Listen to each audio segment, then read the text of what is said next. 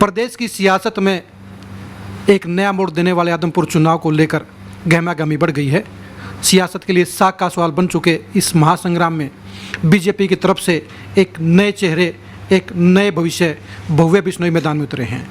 भजनाल परिवार के बीजेपी में शामिल होने के बाद ये पहला चुनाव है जिसमें बीजेपी के साथ साथ भजनाल परिवार की साख भी दांव पर लगी है। हमारे साथ इस चुनाव पर बातचीत करने के लिए खुद भव्य बिश्नोई मौजूद हैं। उनसे जानेंगे कि पॉलिटिक्स में आज क्या हो रहा है, वो चुनाव में कहाँ पर खड़े हैं, उनके सामने क्या चुनौती हैं। भव्य जी, खरी न्यूज़ पर आपका स्वागत है। बहुत धन्यवाद कुलदीप जी। भव्य जी, ये बताइए कि आपने पहले कांग्रेस की टिकट पर चुनाव लड़ा और अब बीजेपी की टिकट पर चुनाव लड़ रहे हैं, तो आपको बीजेपी और कांग्रेस में क्या फ़र्क नजर आया? देखिए, ज़मीन आसमान का अंतर है। 2019 में जब मैं लोकसभा का चुनाव कांग्रेस की टिकट पर लड़ा था तो एक मोदी के नाम की आंधी आई थी जिसमें बड़े बड़े धुरंधर बह गए थे। मैं तो फर्स्ट टाइम कैंडिडेट था।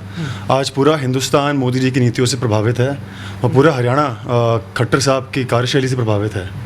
तो जो आपको 6 नवंबर को परिणाम ही देखने को मिलेगा कि एक तरफा चुनाव इस बार भारतीय जनता पार्टी के पक्ष में होगा। कांग्रेस और बीजेपी में आपको क्या बेसिक फ़र्क देखने को मिल रहा है? देखिए, भारतीय जनता पार्टी एक बहुत ही अनुशासित पार्टी है, संगठन की पार्टी है।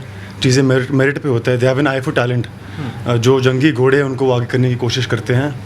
कांग्रेस पार्टी अनफॉर्चुनेटली हमारे परिवार 50 साल से ज़्यादा समय तक उन्होंने हमने कांग्रेस पार्टी में सेवा की, लेकिन जिन सिद्धांतों पर, जिन नीतियों पर वो पार्टी खड़ी थी उस समय में, वो सिद्धांत मुझे दिखाई नहीं दे रहे।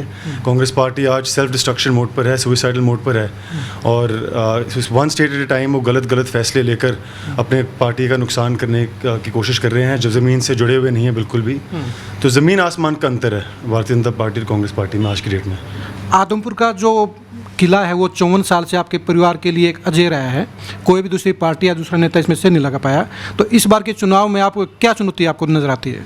चुनौती कोई भी नहीं है।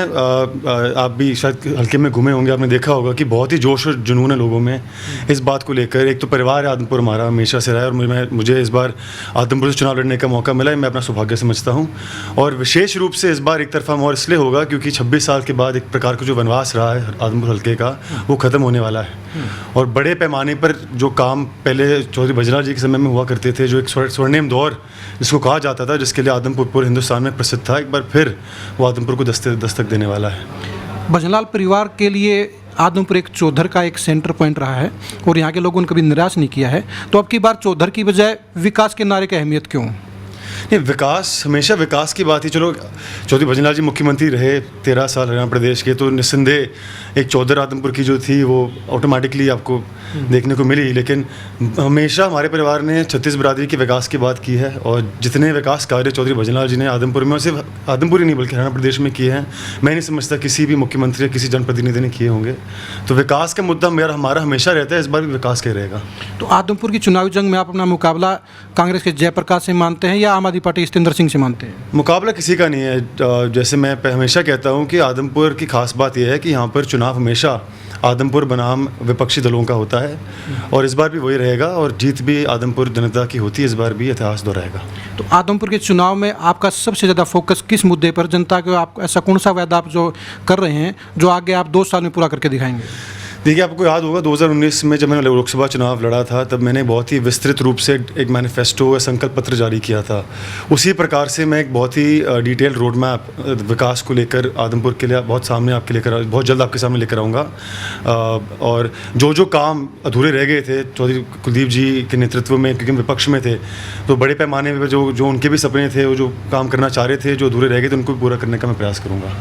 विपक्ष ये आरोप लगाता लगातार कि कुलदीप बिश्नोई का परिवार जो है वो सियासी मजबूरियों में बीजेपी में शामिल हुआ है। तो आप यहाँ पर मजबूरी में शामिल हुए हैं या मजबूती के लिए शामिल हुए हैं?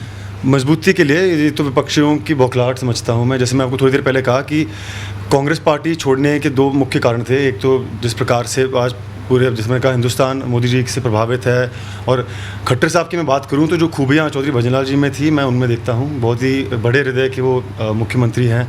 अगर हम उनके पिछले 2.5-3 साल के कार्यकाल की बात करें तो उन 3 सालों में भी 325 करोड़ के विकास कार्यों के बजट उन्होंने आदमपुर को दिया। ये बहुत बड़ी उपलब्धि है।